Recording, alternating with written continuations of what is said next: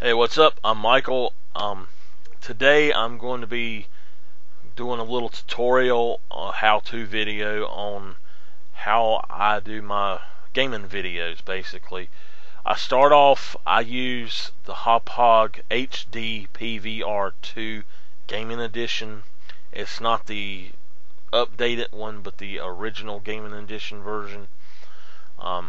It actually came with another program, and it bogged down the computer really bad, everybody's computer apparently. So Hauppauge has put out their own capture program called Hauppauge Capture, and I'll be the first to say it needs a lot of work. But anyway, I'm just going to go through my settings and show what I do basically. For PlayStation, I set it to component and audio to line in.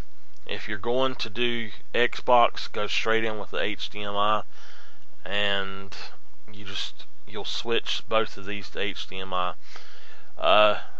For me, I cannot get the microphone voiceovers to work right on this program. They always have a horrible delay, and I prefer to just do the voiceovers actually in the video editing program itself.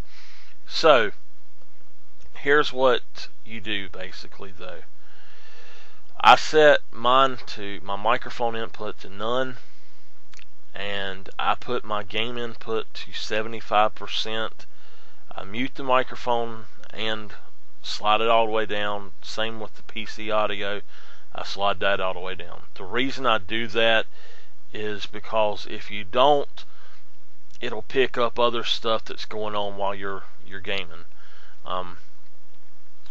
Another thing is I mute my actual audio output. I only listen to what's coming out of the TV because it is behind it's a delay from the TV to this program.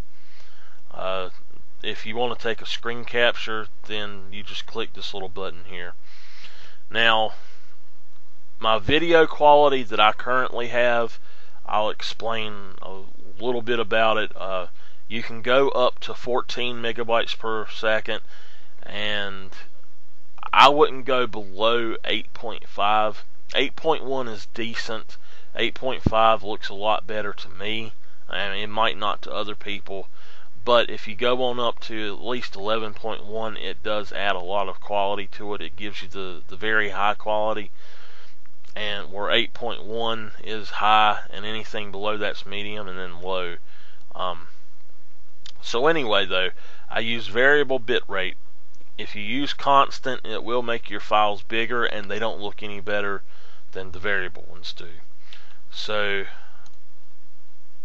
this is how I have it set up. I have a dual core 4GB laptop that I'm doing this on. Basically, I scale down from 60 frames per second to 30 because of that. This computer just can't handle the video at 60 frames because it's got a 300 gigabyte hard drive, and one video, a 10-minute video, might be anywhere from where it normally be like 1 gigabyte, it's on up there about 4 gigabytes usually for some reason. So anyway, that's what I do. For input, I enable the video scaler. I leave everything at source for the resolution. You can change the 1080p to be 720p. That's 1280 by 720. I just leave it at source. If you're doing 1080i, then it wants to do these others instead of allowing you to go to 720p for some reason. The old program allowed it. I don't know why, but for 720p, it's got the lower ones. If you're going to record, I personally think that 1080i looks better on the TV than 720p. However, when you record it, 720p looks a lot better than 1080i ever will. I highly suggest never recording in 1080i. If you do, you need to interlace your or de-interlace your video when you're processing it, and the program I use will actually automatically do that. For the video encoder, I left this top part exactly, actually I left everything exactly the way it was. I use profile high. Base is for like cell phones and stuff. Main is the old standard and high is the new standard, and it looks a lot better. Level, I'm not exactly sure what it does, but if I change that, it messes up the videos. They just don't record right, so I leave that at 4. It basically is supposed to change how the quality of the video, something about the compression or something, I believe.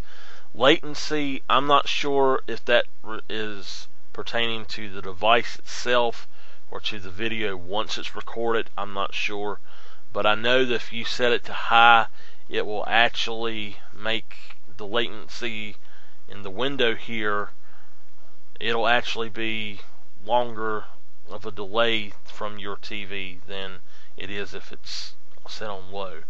So just leave your aspect ratio at auto, and that should get everything set right.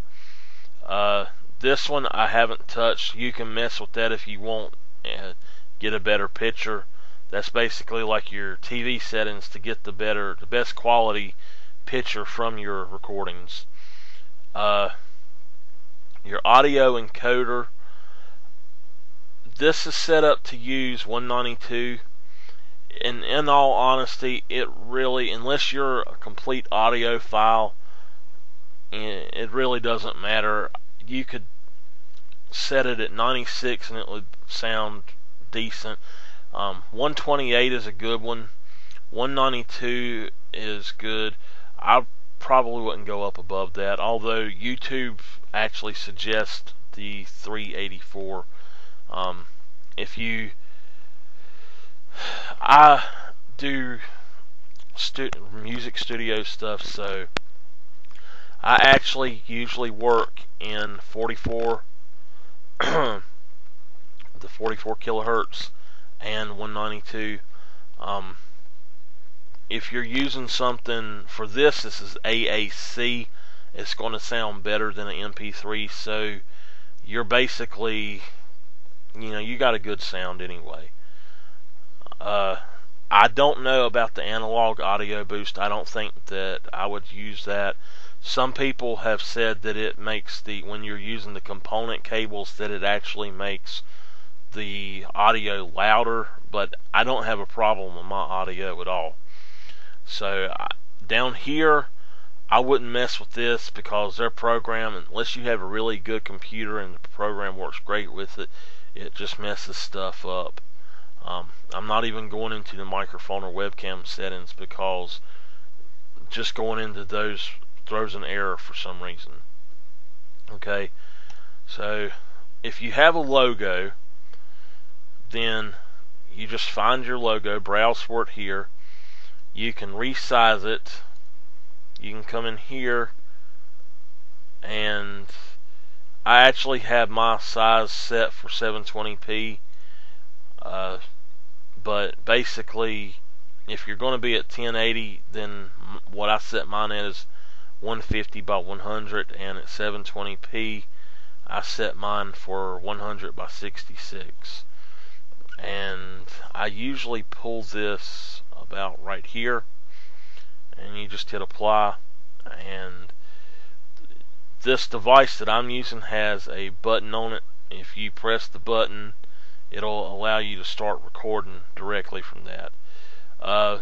You should cut hardware acceleration off on slow computers. It will absolutely destroy the videos. They will not work at all. I used full video. The other settings, they don't make anything work at all. So, but you should definitely go up here and set up your recording directory, your screen capture directory as well. I'm not going to go through these two tabs, but I am going over here to edit, and I'm going to show you something. As you can see here, I've actually recorded. This is Final Fantasy Lightning Returns, and the game has days in it, and this day is day 11. So I recorded 15 videos, and let's see here if it will pop up. It says it's 3 hours and 37 minutes, 18.4 gigabytes at 720p, 29 frames per second. So I have a junk folder. This is the problem with Hauppauge Capture. These videos were the original. You can see right there it says that this is 26 hours. Okay, so this one alone it says is 12 hours. That one it says, okay, that was the same one. But I'll show you how to fix some of these. I'll do number, let me just go with number 14. What you do, you just go back to add if you've moved them and it's not in here after you record it. And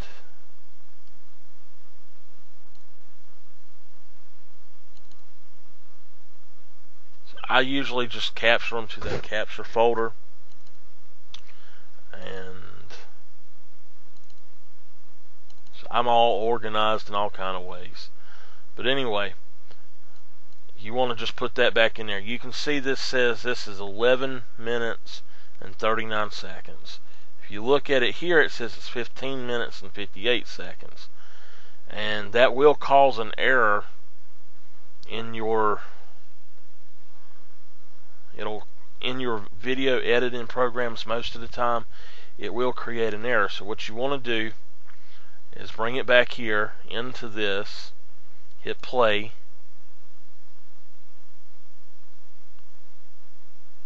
and once it pops up, let it go at least 3 seconds, and then you hit cut to the left. What I do is I always add an extra 7 seconds at the beginning of my video if possible. If you cut it and it's under like that 12-hour mark, or as long as it's under an hour, then it will pop up and actually usually fix it. I'll show you how to fix another one in just a second, another problem. But anyway, once that happens, it'll come up here and it'll, whatever the name is, it'll add a -A to it. And then you can just move that to your folder and move the other one out. That way you have the right file sizes and times and all that. So anyway, that is Hauppauge Capture. Okay, so now that I've got this here, if you'll notice, some of these are MPEGs and some of them are those TS files.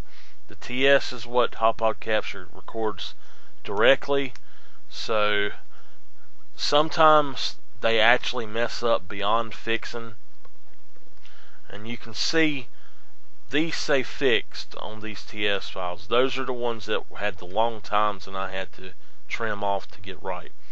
The ones that are MPEG files were either like 12 hours as the time limit, or as the time for some reason, or this one here was actually, it just would not play for some reason. And luckily this program here will make them work, and I'll just show you how to do that. First off, you want to go up here, click add, and put in a folder name. Now I've already got some here, and I have actually moved these, so I'm going to delete these thumbnails. Now you can either take this, grab all of these and drag them into it and just drop them in there, or once you're here, you just come up here, click on this, and I can get to it easier by going here. So now I'm just going to select all of the videos that I want in there. It might take a minute to do because it's like 3 hours of video, but it's basically it's reading through them and making sure that, or it's gathering the information, I should say.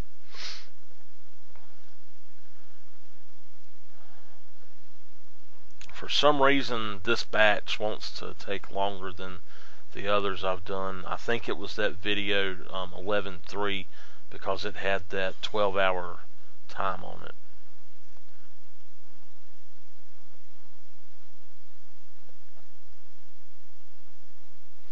Okay, so just say that 11.02 was messed up. You just drag it in here just as is. You just drag it into your track. Go to share, go to create video file, MPEG optimizer, and just hit accept. It'll be a little bit bigger than it currently is, but it will make it usable. And that's how you fix that. Alright, so this is the program and how I have it laid out for when I'm actually editing. And I have 3 different views set up. I don't really use this one, but it's good if you want to put something in here, and I don't know if it's going to go in there or not. Okay, there we go. Anyway, it's good for letting you actually get all of your tracks on screen. If you have a bunch of tracks, then that's the view that's the view I like to use. So the second view is this large one, and I use this for previewing basically. When I'm rendering, I'll also use this view. And you can also click here and have a full screen basically. And this is the main view that I use. Now, this is just the layout settings. And this is the default. So you can see the default has lines on the side. I just resized it so that there are no lines basically, and I gave myself a little extra room down here. So what I'm going to show you, there's 2 ways. Say you've got a couple of videos you want to do. Now you can drag them in one at a time directly into this. I could drag another one down into the second track and make that an overlay track. And then I can move that overlay to make a picture-in-picture or whatever if I wanted to. But you can also take both of these and grab them and pull them down into the same one and hit that. That will actually, if you put them all in there at the same time, it'll put a crossfade between them, whatever your default one is. So if you hit this button here, it makes everything fit to the project timeline, to the screen. And I'll show you my old way of editing. Basically, you grab this and you slowly drag it across, and you can pick out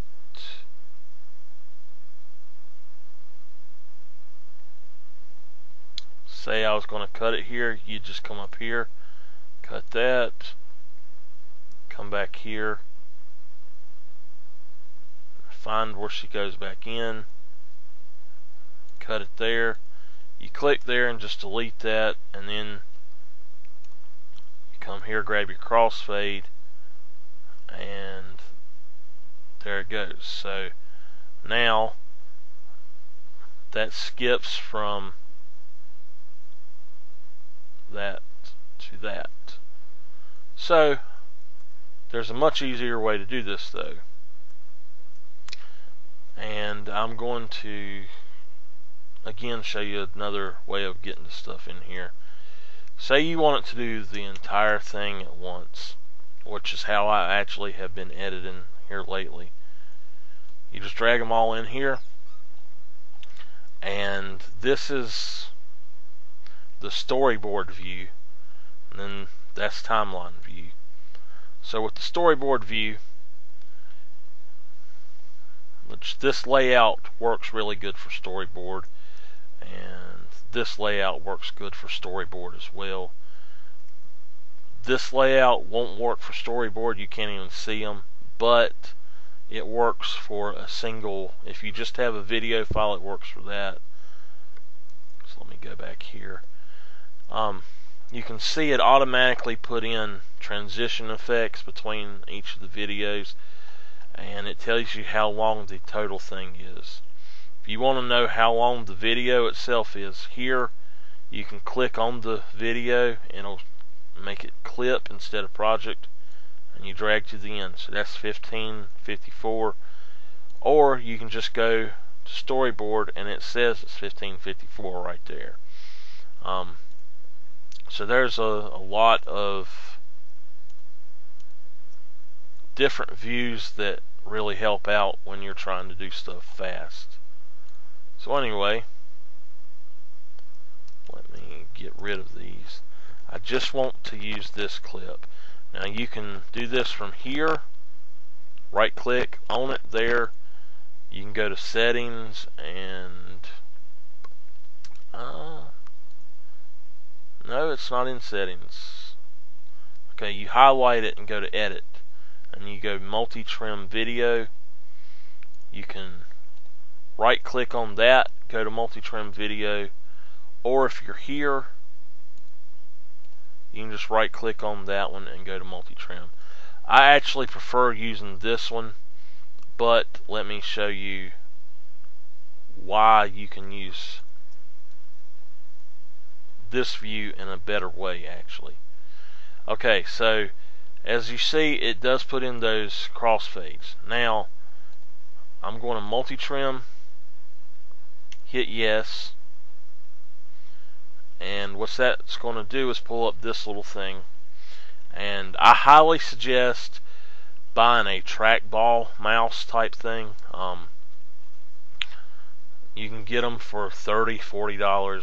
The ones with the cords are usually $30. The wireless ones like I have are about $40. So anyway, I come up here and I just set this to 1 tick, 1 frame, and I come here, I go down, and that sets it to 30 frames. So each shot here is 1 second. And you can see already that that's pulling it through, but this here is F3, that's F4, this is F5, this is F6, and this is shift space. I wouldn't use the add zapper at all for this, but basically what you're going to do is, this is the jog wheel. You can also, like I said, I put about 7 seconds of stuff on there. You can see she's already started moving, so I'm gonna find about 1 second before that. It's gonna be about right there. I'm gonna make that the intro, and then I'm gonna jog wheel, and it just kind of goes slow till you see the previews change.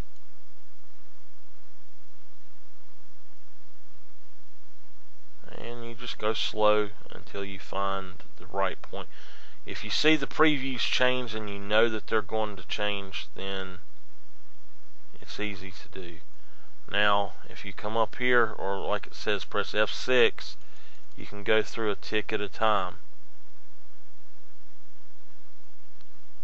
and that really helps. So I'm going to go on and make that the out, and let's find an in. Alright, So that'll be a good endpoint. And now that I went back in, there is a fast forward, fast rewind button here. You can go half speed, full speed, double, 4 speed, 8 speed, or 32 speed. So for these videos, I wouldn't go above 2 speed,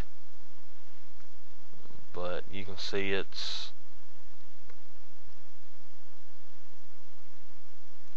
and let's just say that that's the end of my video, and I'm going to click OK. Now watch here, it actually made these videos, it cut that in half.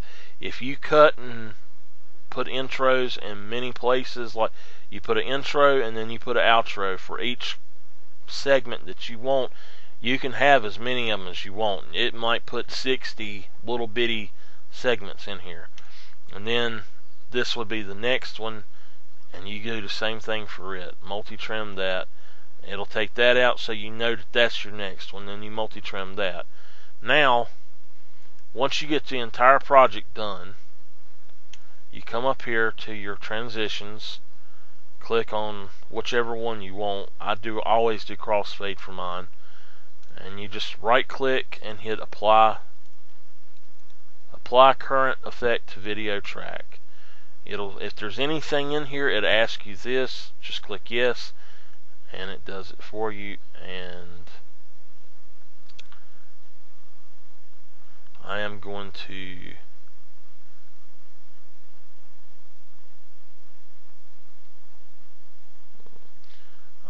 mute the audio on this for a specific reason. I don't want the audio from this video coming through onto my video here, but now you can see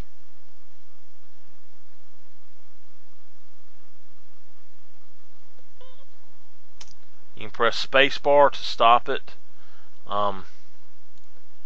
What I'm going to do is, if I do that, you can see that it went through there, and that's the entire thing. But you can see that those clips are so small you can barely even get to them.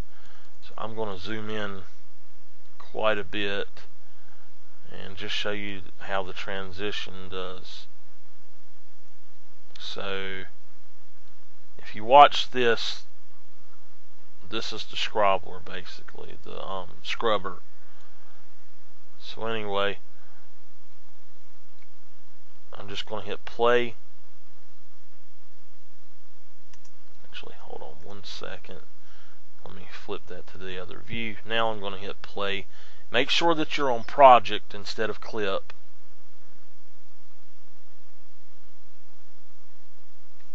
And because I'm recording it, it didn't want to do the transition right. But anyway, we'll try it one more time.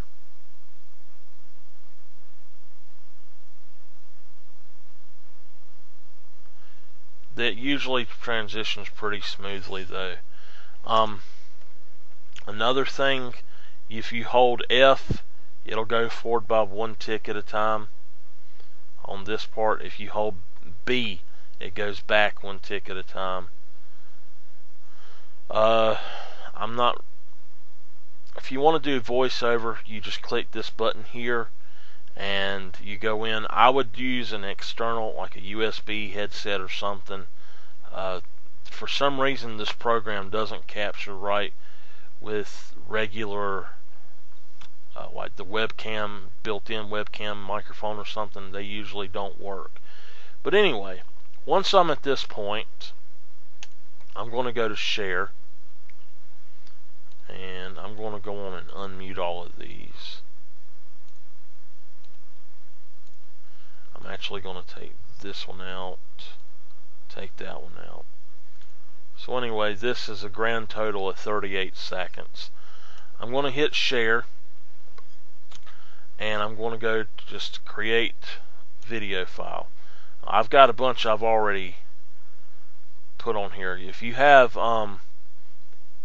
if you want to do videos to where you encode them with something else, then you want to download Lagarith lossless codec, install it, and then this program will pick it up.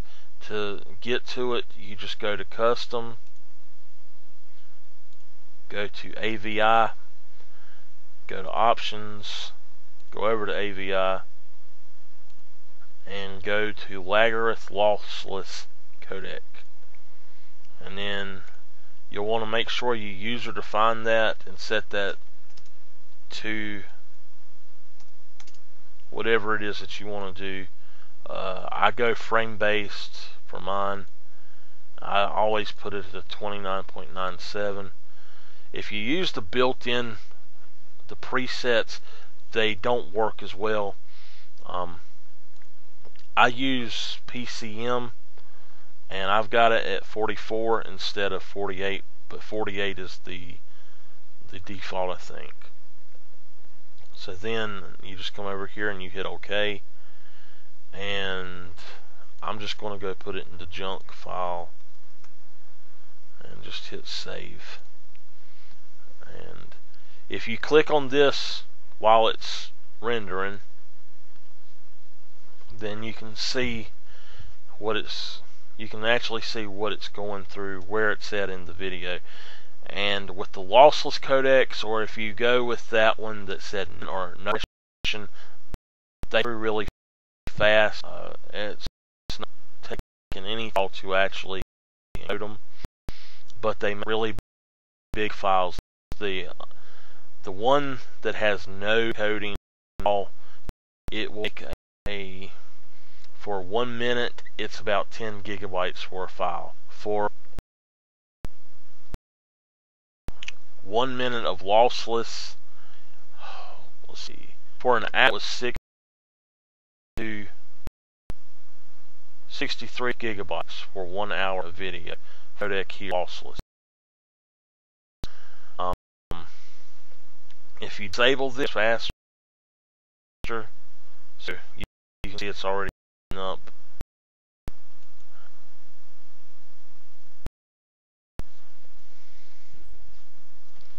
I'm going to go on and let this one finish, and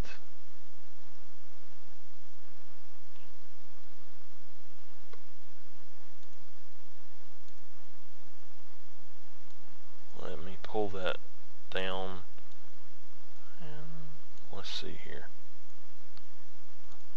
Just going to play it from here.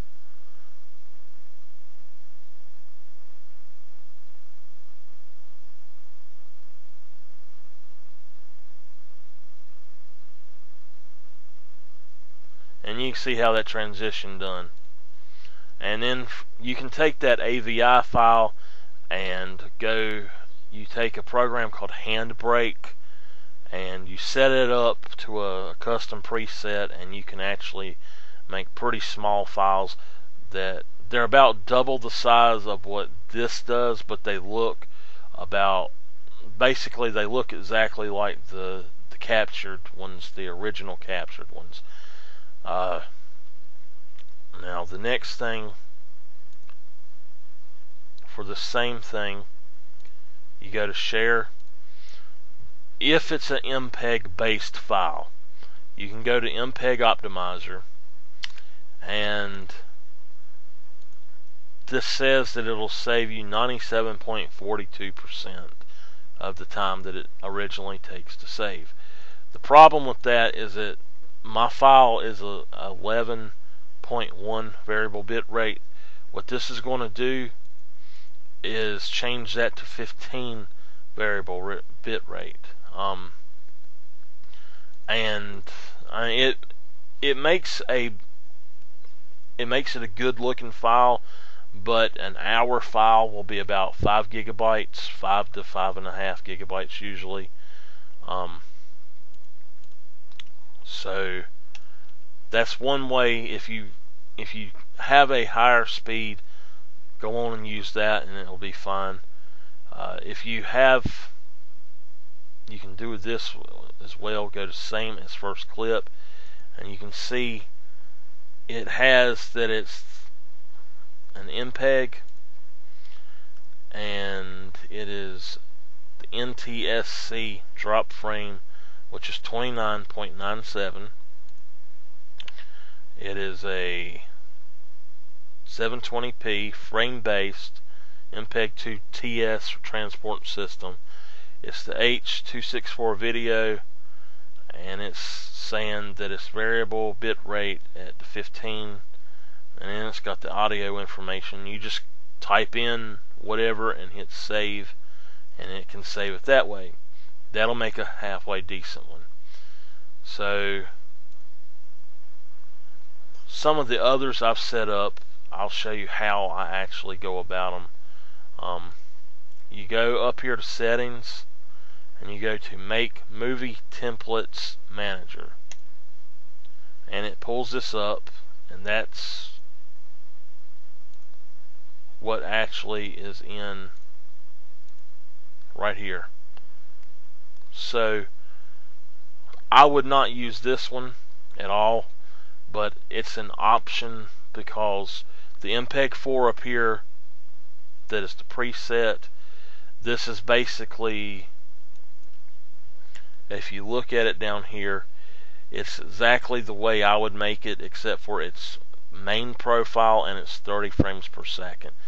If you have a 29.97 frame per second video, you do not want to make it 30 frames per second because it can throw off the sync of the audio a little bit. It can also throw other things. It can make it stutter in places, and you don't really want it to do that. So this particular setting does work fine, but it makes a horrible looking video. So I set up one that's the equivalent of it, and I set it for 29 frames at high profile, and everything else is the same. I believe I did change the audio to something that it was less, but something that I'm comfortable with or okay with. Again, one of them that you can use, the 8.5, would be a pretty good looking video. It's basically going to look the same, almost the same, very little loss of quality. I would probably go for this one. If you want it to have the same exact look to it, then basically what you need to do is go with that MPEG optimizer and let it do its own thing, or do the same as the first clip.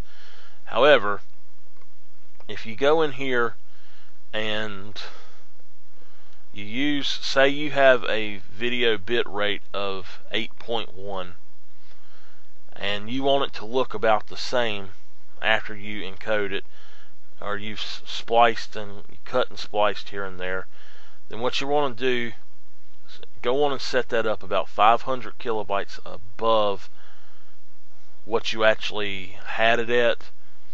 And what that'll do is it'll actually encode it to about the right size, and it really does not make any difference in the look to me.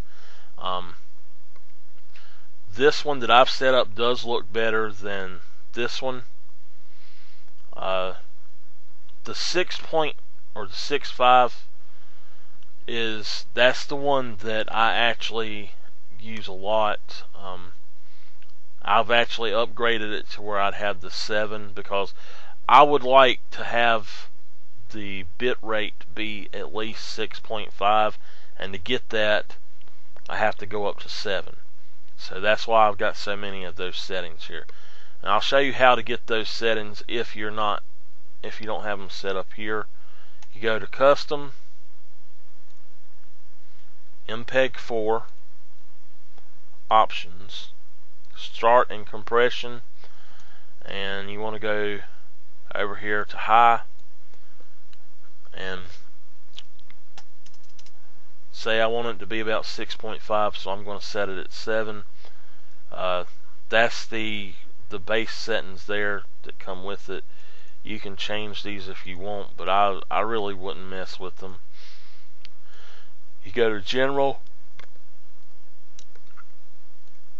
and you switch over from 30 frames to 29.97. Leave it at frame based. If your video says anything other than what it actually was recorded at, then you need to change that. Some videos it'll allow you to switch this. Some of them for some reason it won't, but it's got to do with what compression setting that right there that you have on it. So, and then it don't matter whatever you want to do after that, and then you just click OK, and you put your name in there or for the file, and you hit save, and that's going to give you the same thing that this one would. So you can see that is the same settings that I had, and you just, if you want to put one in there, you just go in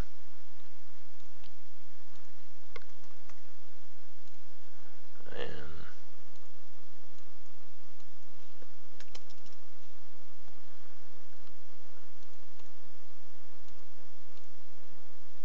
so everything looks good to me. And there you go. Now, when you come up here to create video file, there it is right there. It's your tests. So I'm going to go on and take that back off, but that's basically what you're doing. And I think that's about it.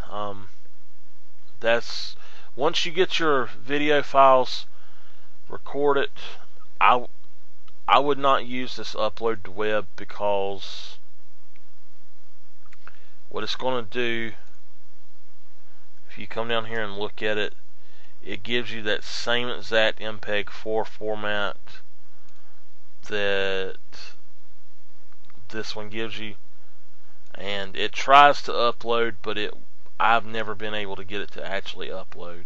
So anyway, once you have your entire project together and you cut, splice, edit everything, you can actually put other audio tracks in, put a voiceover in with this. I'm using the capture for this whole video, so that's why I'm not going to actually show that. But if you save your project, okay, and you can see I have like day 10 test, LR31, LR30. Now, what you do is, if you have a bunch of them that you want to do together, you can actually do all of them together. And I want to show you something else right quick. So I've edited this video. Say I want it to cut this video again, and I just wanted that part. I can come here and hit save trimmed video, and it'll actually go through and save that. I'm going to stop it though. So now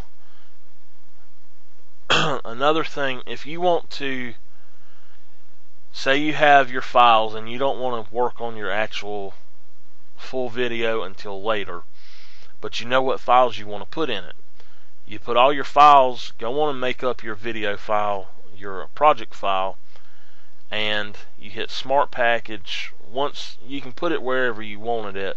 Say you store it on an external hard drive. So I'm just going to go on and open up a project that I have, and so I've got, this is one that I've already done.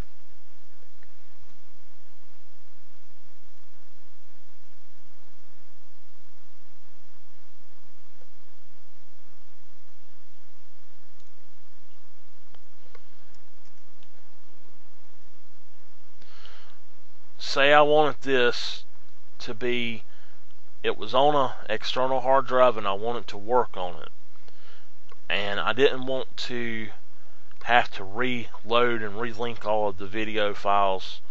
What you do is you save it wherever it's at when you're originally editing it. When you're actually ready to render it, you can hit Smart Package, and it says, do you want to save this current project? So you hit yes, you choose your destination, and you can take it and put it directly on your regular hard drive like that. And what that'll do is allow you to work on it without having to manually move and relink all of the files yourself, or lose the edits that you've done once you're ready to do it. So say you've got a bunch of files that you want to, that you've edited already, and what you want to do is go on and do all of them while you're asleep or something. You just come over to File, go to Batch Convert. Now this one you're going to always have to choose your file format. First thing you want to do though is go on and find this here. Just let's see here.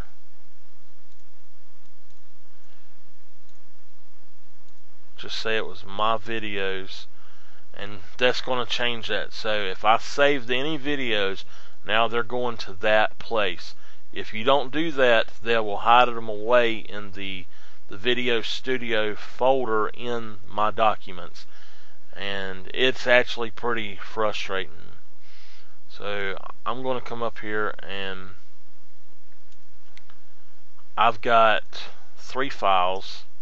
I'm just going to hit open, and that's going to put all 3 of them in there for me. It takes time to read through them a little bit, so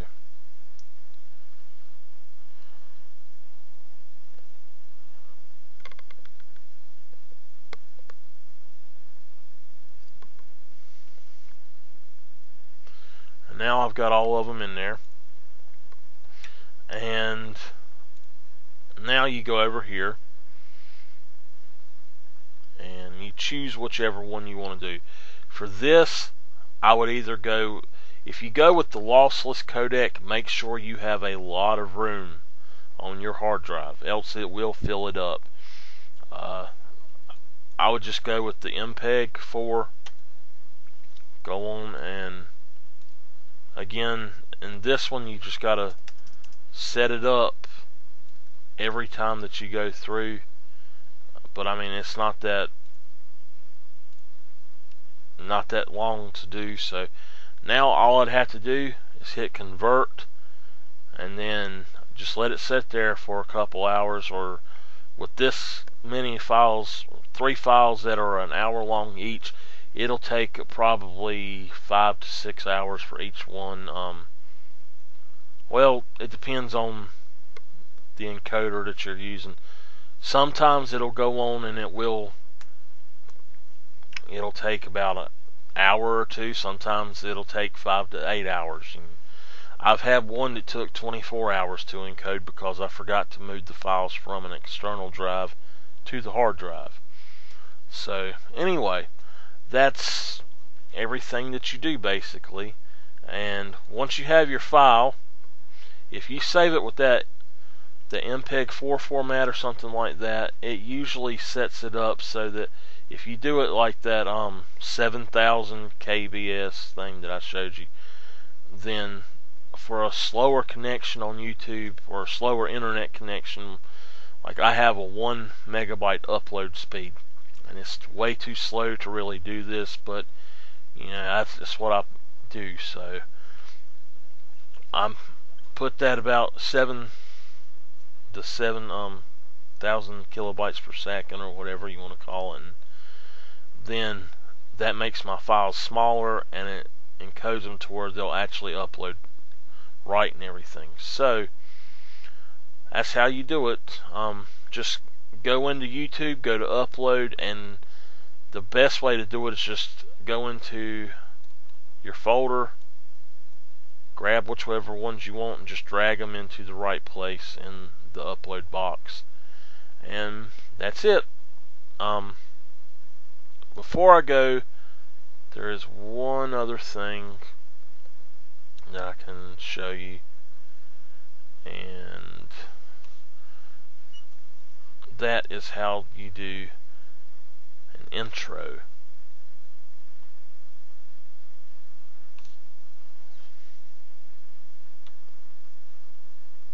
Okay, so I'm going to say new project. Okay, now I've got two intros that I have made for this, and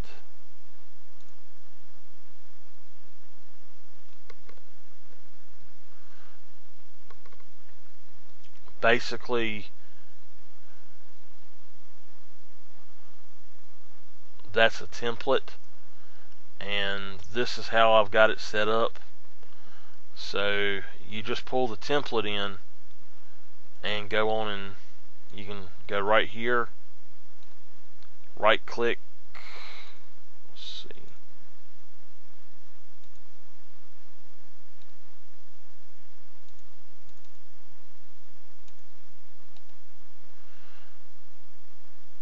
replace clip, and you just put photo, and you can put your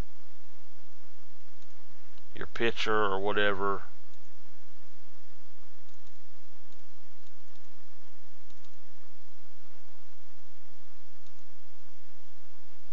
And it'll put it there. Then you come up here,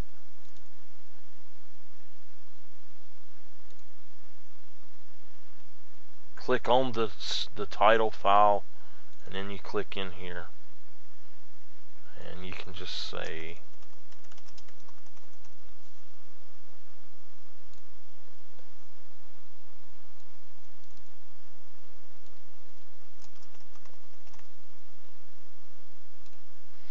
and that's all you have to do for that. I'm not going to go over how I made the intro, but now you saw how it played to start with, and this is what it does now. And it does actually have sound with it, I just have it cut off. So that's my short intro, and now I can just put my video files directly behind that if I want. Something else, if your video is too loud,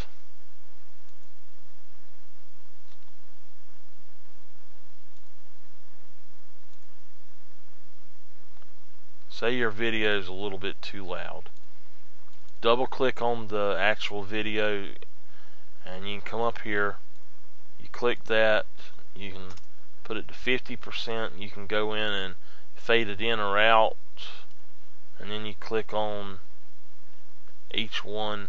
Say you want that one to be 75. Say over this one here you're going to be talking, you could put that at 50 or 25, come right down here and record you a voiceover, and when it gets here you can have that, boost it back up to 75 or whatever. You can actually change the time. You can split the audio from the file itself and put it down here where you can edit, or say you want it to move that a little bit, say it was out of sync. So that's just different things you can do, and you can always hit the undo button if you want to. So anyway, I have made this very long, and I was just trying to show how you get this stuff done. So I done talked so long that my voice is cracking. But anyway, I hope everybody learned something. If you have any specific questions, please feel free to ask me. I can go into great detail about any little bit of it. And that's all for today.